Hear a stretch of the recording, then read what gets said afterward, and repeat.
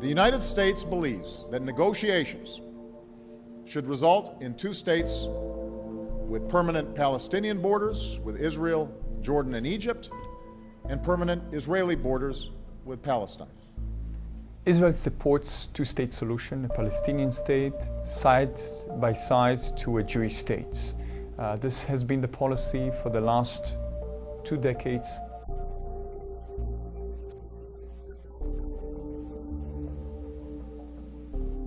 Negotiations between Israel and Palestine for a Palestinian state have failed simply because Israel does not want a Palestinian state. If one side of a party doesn't want an agreement, doesn't want the end product of the agreement, no agreement will happen.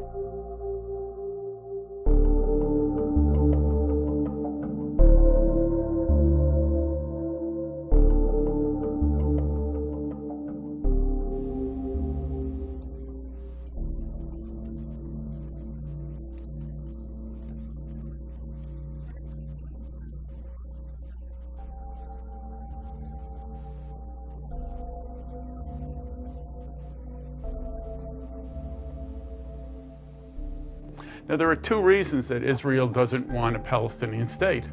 One is it wants all the land. That's been clear since Ben Gurion. And that's why even the present government has chosen to expand settlements over going to peace talks. The other reason is that the Israelis fear a Palestinian state. They fear both terrorism and a war from that state. And Prime Minister Netanyahu in 2002 said that, quote, a Palestinian state will be a threat to the entire state of Israel.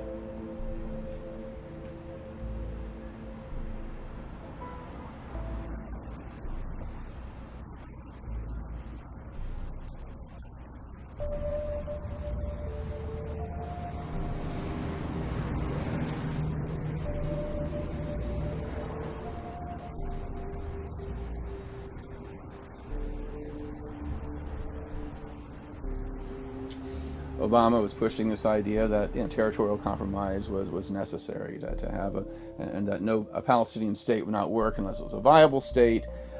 Pretty basic common sense kind of position, but he was blasted for that. Romney saying he'd thrown Israel under the bus, and again the leadership in the House of both parties signed a number of letters and passed a number of resolutions that seemed to deliberately be trying to undermine Obama's stance. The Obama administration's policies towards Israel-Palestine started really good. On day 2, he appointed Mitchell as his envoy, and they quickly pushed Israel for a freeze on settlements so that talks could get underway. But that move failed. It failed for 2 reasons. It failed because the Israelis didn't want to make a freeze, and they basically said no. But more important than that, it failed because Congress sided with the Israelis against their president. And so Obama was sort of caught between Israel on one side saying no, and Congress on the other side saying no. And in the United States, Congress and the Congress and the administration have to be in parallel for there to be any progress. So that stopped. And Obama and the Obama administration fell into the mode of the previous presidents, Bush and Clinton, in basically doing what Israel wanted. As with quite a number of other issues, the profound disappointment at Obama and the compromises he's made and various positions he's taken vis-a-vis Israel-Palestine that are anathema, not just to people who support the Palestinian cause, but people who do just believe in human rights and international law, should not ignore the fact that a Romney presidency would be profoundly worse.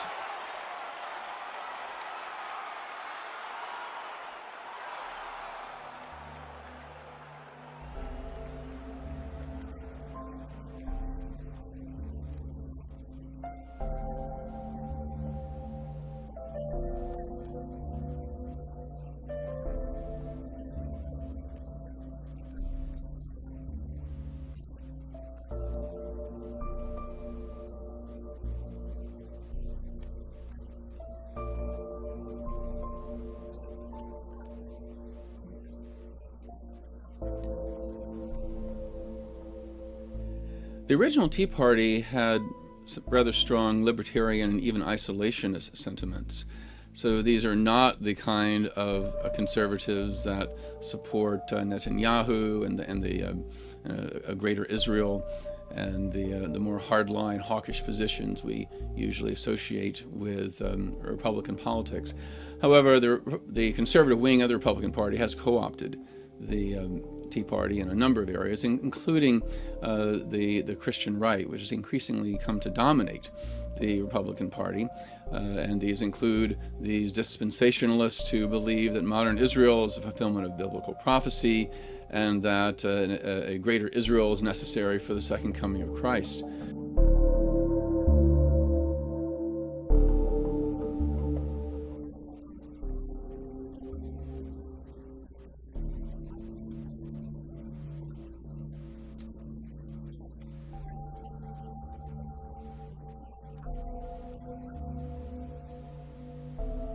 Romney goes around saying that Obama is not a good friend of Israel and he would be a better friend of Israel. And Romney has said he'll do the exact opposite of Obama. The vast majority of American Jews are not single-issue voters. John McCain really tried to outflank Obama on the right on the Israeli-Palestinian question in the 2008 election, and yet Obama received nearly 80% of the Jewish vote. Indeed, public opinion polls have shown that American Jews as a whole are actually closer to Obama's position than that of Netanyahu and the Israeli government. So by allying with the right wing in Israel, as Romney and the Republicans are doing, they are not getting closer to the perspective of the majority of American Jews, but are actually just solidifying the right wing.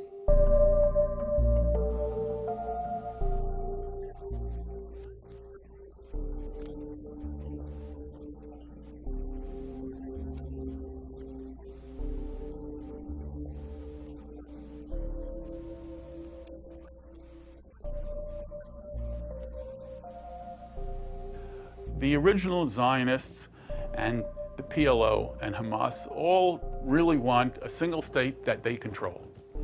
And so they really are similar, but they've evolved very, very differently. Israel has basically got what it wants.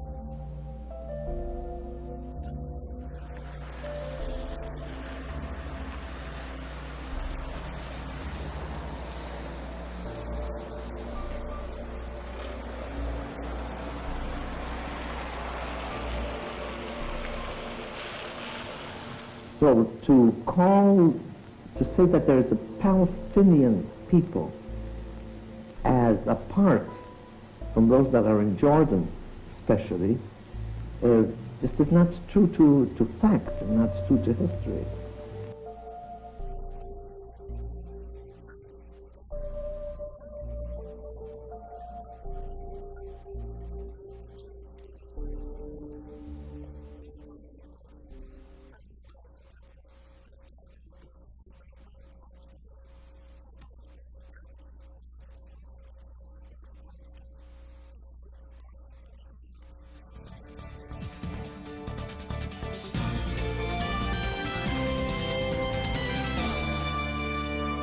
On Israel, do you consider yourself a Zionist? Well, I believe that the Jewish people have the right to have a state, and I believe that the commitments that were made at a time, remember, there was no Palestine as a state. It was part of the Ottoman Empire.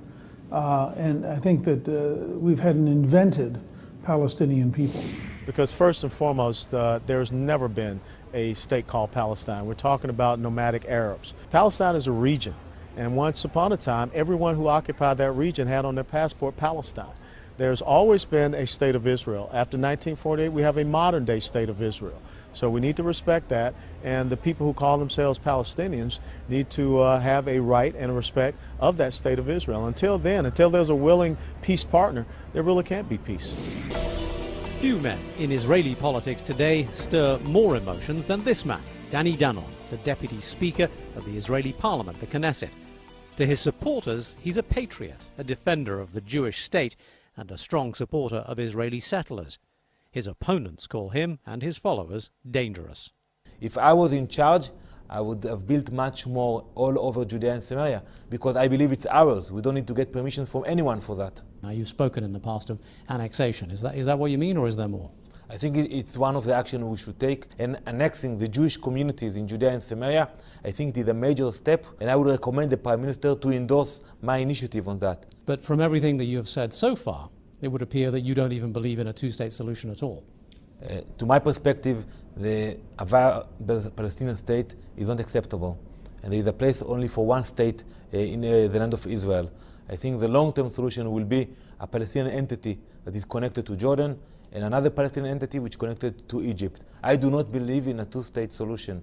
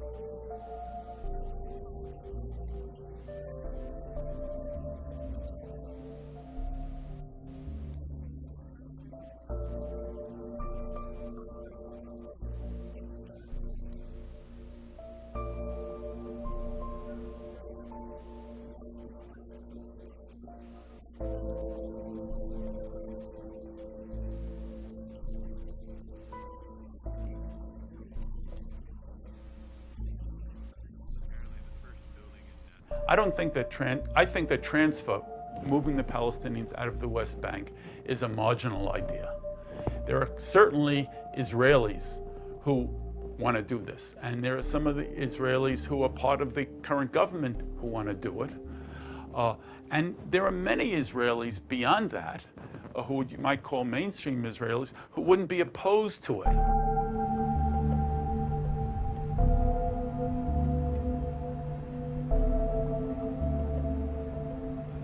Interestingly, the Republican Party used to be somewhat more moderate than the Democratic Party when it came to Israel and Palestine.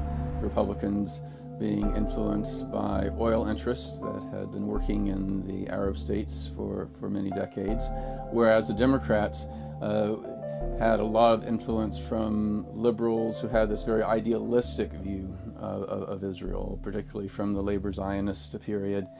But we've seen a shift in recent years within the Democratic Party. Liberals are willing to be more critical of Israel on human rights grounds, because of their violations of international legal standards and the like, positions more akin to the Israeli peace movement, whereas the Republican Party has been taken over by the Christian right, who take a very, very hard line and have been pushing the kind of angle we're now hearing from Romney and from the Republicans overall.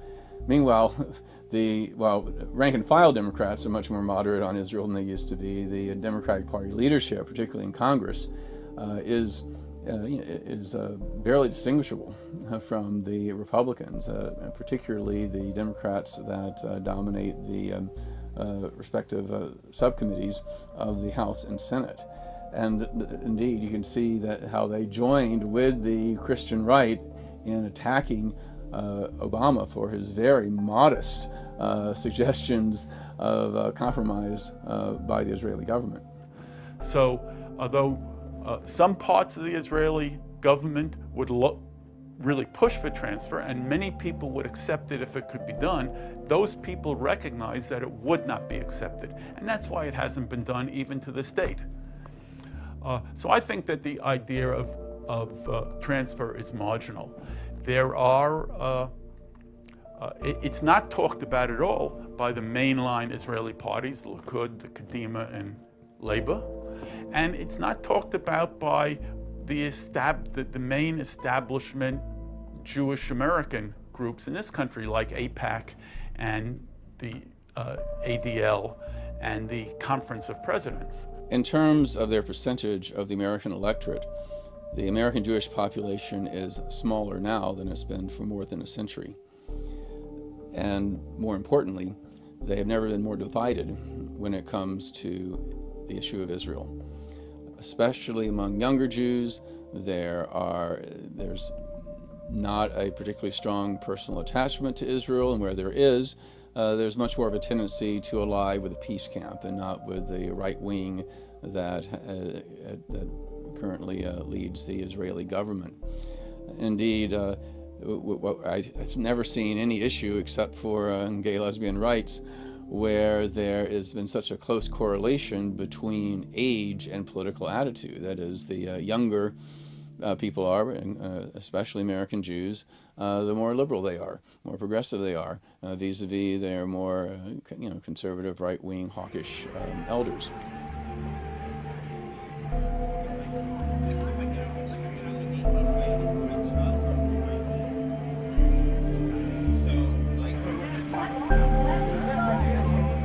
No Zionist government will ever allow any part of the land of Israel to be taken away from the state of Israel. And what this means is that there will never be a Palestinian state. There might be little pockets of autonomy, as there are today, but there will never be a Palestinian state on any significant part of the land, because this is not possible. Many or some or many peace advocates who are interested in Israeli-Palestinian peace have recognized that there can be no progress towards a Palestinian state alongside Israel with the current regime in Israel. And when I say regime, I mean both the government and the opinion of most of the people. And these people, some of these people have jumped to the idea of one state, one democratic state in Israel-Palestine. And I think they've acted out of despair. But if we take a look at the last 60, 65 years, if we take a look at the Zionist history, if we take a look at everything that's happened in Israel since its establishment, it is absolutely clear that it is not realistic to expect Israel will give up any piece of the land, or Israel will allow any kind of real independent Palestinian political entity to emerge. That is not under the control of the Israeli government. That is absolutely not realistic. That is not going to happen. Any expectation that Israel will allow a serious political entity that is a Palestinian political entity to emerge and will be independent is completely false. It's completely not unrealistic. Now, as we move forward, we realize that, or as we keep looking at Israel's approach to this, what's clear is that the only agreement Israel will ever sign is an agreement that gives Israel complete domination. Israel will determine who the partners for the negotiation will be. Israel will determine what terms are acceptable and not acceptable. Israel will determine how much of the land will be given. Israel will determine how much control the Palestinians will have over the land, over the water, over travel. And these are the only conditions under which Israel will sign some kind of a peace agreement with the Palestinians, which of course is not a peace agreement. It's an agreement to continue Israeli domination over all of Palestine.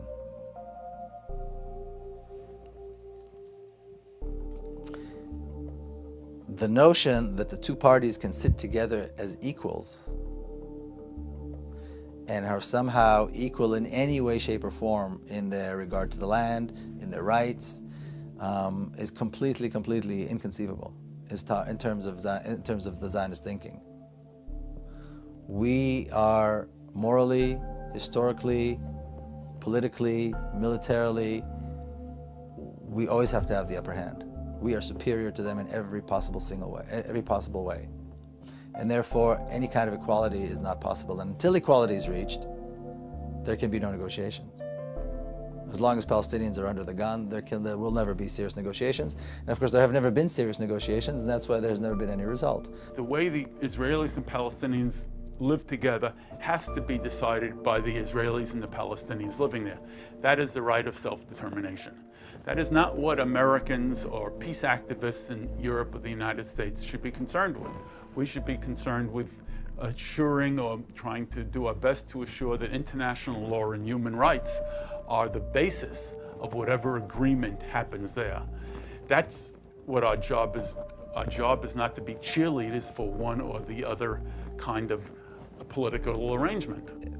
In the discourse within Israel, there's still a notion that, well, there is a possibility to have this two-state solution, this idyllic solution where somehow the Palestinians will have their country and the Jews will have their country and we'll all live in peace.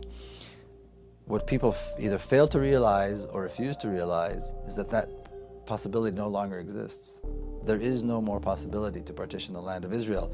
The two options that exist today for a solution are either the status quo, which means Israel-Palestine will remain governed and dominated by Zionist Israel forever, or a solution that allows all the participants, all the people who live on the land, to participate in creating the future for this country. In other words, a real democracy, a real pluralistic democracy where the state is divorced from the national identity of the people. The state governs and rules as a democracy. I personally would love there to be a single state between the Jordan River and the Mediterranean Sea. That's how I would vote. But my opinion doesn't count. I don't live there. And when I try to understand the politics of the government and of the people, I just don't see a single state happening. I see a single state. There's so much built-up animosity between these people, and there's such an economic disparity between the two sides that I see as a single state, whether it's a one-person, one-vote state, or even a federal state or a binational state, I see it leading to violence. And I see it as being a distraction to a real solution. I think a real solution has to be a Palestinian state alongside of Israel. This is the only way that both the Israelis and the Palestinians can express their identity in a state. History has shown us that as long as we remain focused on partition as the solution, we're doomed to fail. There will be no solution. There is this notion by the Israeli left, or by some people in the Israeli left, that somehow the settlements will be dismantled, and even if the settlements are not dismantled, that Palestinians will somehow be given lands in different parts of Israel as some kind of an exchange. But all of this, when you get right down to it, you realize is really not possible. None of this is possible. And as long as we remain focused on this two-state solution or the notion of any kind of partition, we're going to see the continuing of Israeli domination or Zionist domination on the land and on the people, the continuous brutal oppression of any attempts by Palestinians to assert their rights. And as we look at the Israeli prisons, we see that they're filled with Palestinian activists.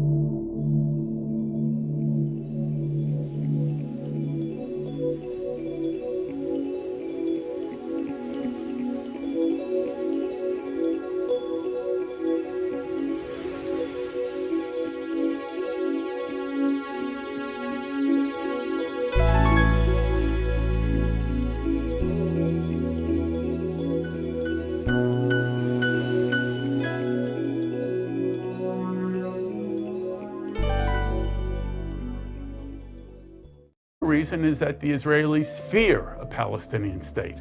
They fear both terrorism and a war from that state.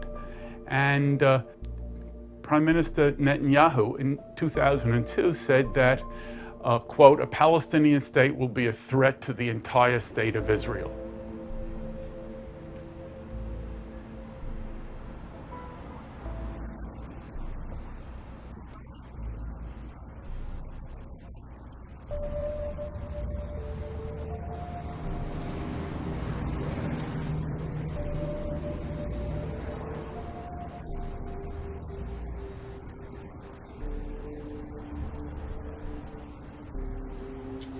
Obama was pushing this idea that territorial compromise was necessary.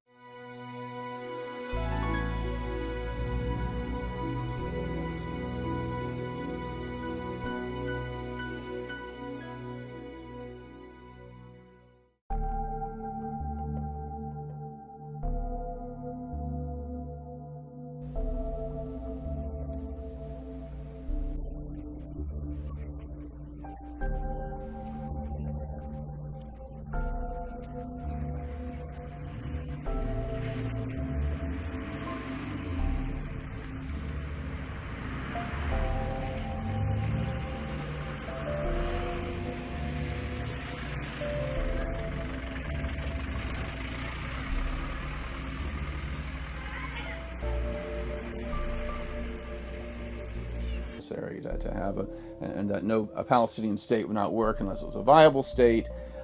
Pretty basic common sense kind of position, but he was blasted for that. Romney saying he'd thrown Israel under the bus, and again the leadership in the House of both parties signed a number of letters and passed a number of resolutions that seemed to deliberately be trying to undermine Obama's stance. The Obama administration policies towards Israel-Palestine started really good. On day 2, he appointed Mitchell as his envoy, and they quickly pushed Israel for a freeze on settlements so that talks could get underway. But that move failed. It failed for 2 reasons. It failed because the Israelis, no agreement will happen.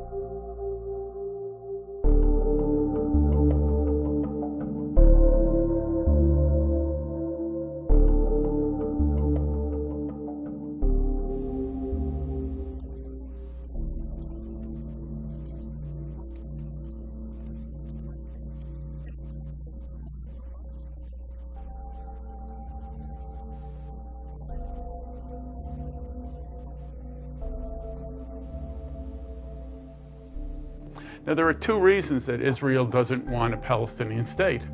One is it wants all the land. That's been clear since Ben Gurion. And that's why even the present government has chosen to expand settlements over going to peace talks. The United States believes that negotiations should result in two states with permanent Palestinian borders with Israel, Jordan, and Egypt, and permanent Israeli borders with Palestine. Israel supports two-state solution, a Palestinian state, side by side to a Jewish state. This has been the policy for the last 2 decades.